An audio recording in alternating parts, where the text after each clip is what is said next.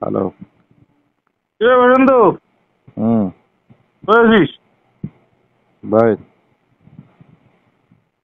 আচ্ছা, তাহলে শুভেন্দু অধিকারীর গাড়িটা আমি ভাঙছি, তাই তো? শুভেন্দু অধিকারীর গাড়িটা আমি ভাঙছি। হঠাৎ এই কথা? তুই নাম দিলি আবার এই কথা। শুভেন্দু অধিকারীর গাড়ি আমি ভাঙছি, তুই নাম দিলি। মুই নাম দিছুম। এখান থেকে জেলার থেকে আমার নামটা কোথেকে আসলো তুই না দিলি? ঘোষেরাঙ্গা বিজেপি কি শুধু আমি একা নাকি?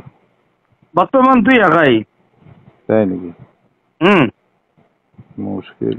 তো বল কে আছে, কে দিল আমার নামটা? তো ঘোষেরাঙ্গা থেকে বিজেপি আমি একাই, তাই না? তো ঘোষডাঙ্গায় বিজেপি কে আছে তুই বল, যে এমুক অমুক আছে। কেন শুভেন্দু কি আমাকে জিজ্ঞাসা করে বলছে যে নাম দে? তুই বলে এখন সাধারণ সম্পাদক জেলায়। শুভেন্দু তো সাধারণ সম্পাদকের কথা শুনবে না, আর কে আছে বল? অঞ্চল সভাপতি, তোর মন্ডল সভাপতি কে আছে? এখন যদি তুই ভাবিস তাহলে তো ভাব।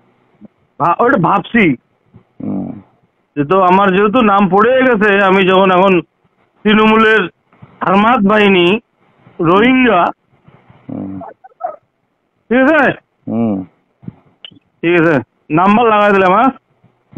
Wait and see, wait and see, তোর দাদা বলে দিয়েছে তোকে। ঠিক আছে, হ্যাঁ দেখা হবে ভাই, কথা পরে হবে, আগে কাজ হবে। ঠিক আছে ঠিক আছে।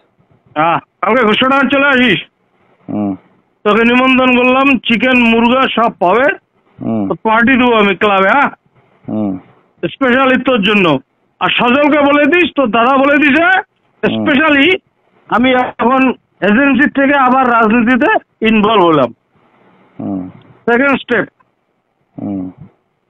কারণ আমরা রোহিঙ্গা বাংলাদেশি, কালকের থেকে আমি রোহিঙ্গা সার্টিফিকেট তোরা সজলের কাছ থেকে নিব। আর যতক্ষণ আমাকে রোহিঙ্গা সার্টিফিকেট তোরা দুজন না দিবি, ততক্ষণ আমি কিন্তু বাজারে তোদেরকে বাইন্দেও রাখতে পারি, উল্টো করে রাখতে পারি কারেন্টের পিলারে। I am that is final, তোর দাদা বলে দিছে। তো ক্ষমতা থাকলে ওকে ঘোষকাটাঙ্গা এসে দেখাইস। ঠিক আছে, সজলকে বলে দে এখনই, আমারটা রেকর্ডেড করে নে, এটাকে তুই রাজ্যে শুভেন্দু অধিকারী দ্যাট ইজ ধরনীকান্ত আমি বলছি, তোদের ক্ষমতা থাকলে কালকে ঘোষকাটাঙ্গা আইসা দেখাইস। আমি বলছি, তোকে বললাম অনলি সেকেন্ড দুটো, তুই আর সজল। এবার হবে খেলা, খেলা হবে খেলা, জয় বাংলাও খেলা হবে। আমি রোহিঙ্গা হয়ে গেছি, যা। ঠিক আছে।